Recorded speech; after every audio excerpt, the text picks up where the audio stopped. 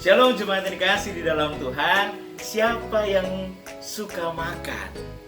Ya, saya juga suka sekali makan.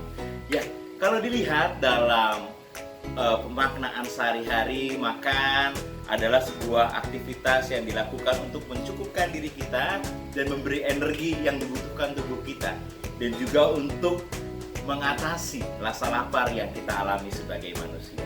Tapi tahukah Anda jemaat yang dikasih dalam Tuhan, makan juga memiliki banyak filosofi. Di dalam makan ternyata ada sebuah kebersamaan. Di dalam aktivitas makan bersama ternyata di dalamnya ada sebuah kepedulian, saling berbagi, di mana ada suatu upaya untuk mengikatkan satu orang dengan orang yang lain.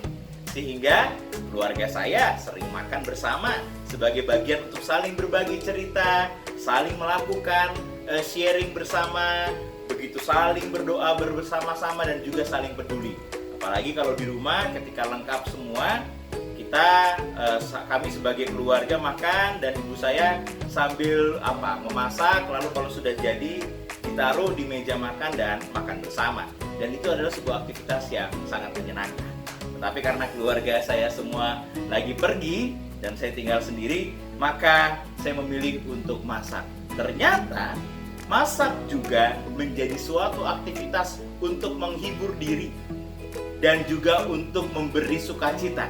Sehingga ketika masakan sudah jadi, dimakan, nikmat rasanya. Ya jemaat yang dikasih dalam Tuhan, dalam tradisi orang Tionghoa, biasanya mereka mempedulikan satu orang dengan orang yang lain dimulai dengan bertanya, apakah kamu sudah makan atau belum?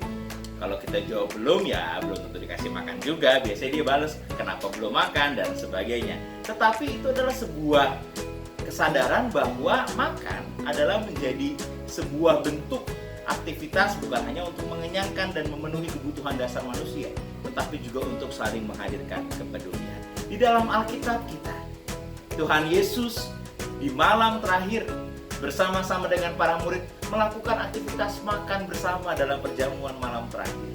Bahkan ketika simbol perjamuan inilah tubuh dan darah melalui simbol roti dan anggur, itulah sebuah aktivitas kebersamaan, keramah tamahan antara Yesus dengan para muridnya yang kita maknai sebagai kebersamaan dan keramah tamahan sebagai jemaat dalam sebuah perjamuan kudus.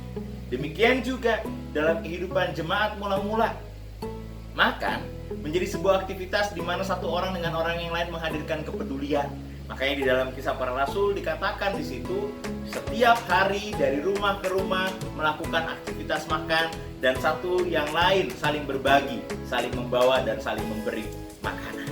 Dan jemaat yang dikasihi dalam Tuhan, bukankah di tengah-tengah masa seperti ini menguatkan satu dengan yang lain menjadi hal yang penting?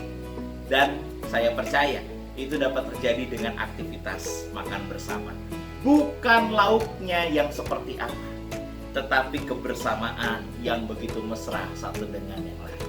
Makan bersama menjadi ajakan untuk saling berelasi, saling peduli, satu orang dengan orang yang lain sebagai keluarga, dan satu orang dengan orang yang lain sebagai bagian dari jemaat Tuhan. Maka marilah berelasi di dalam rumah Tuhan. Marilah berelasi di dalam keluarga. Marilah berelasi di dalam kasih Tuhan. Sehingga makan menjadi sebuah perayaan sukacita untuk saling berbagi. Mari saya hari ini makan dengan telur dan tahu dengan sambal bawang. Nikmat karena bukan lauknya, tetapi kenikmatan menikmati berkat Tuhan melalui makanan yang telah tersedia. Selamat makan, Tuhan Yesus memberkati.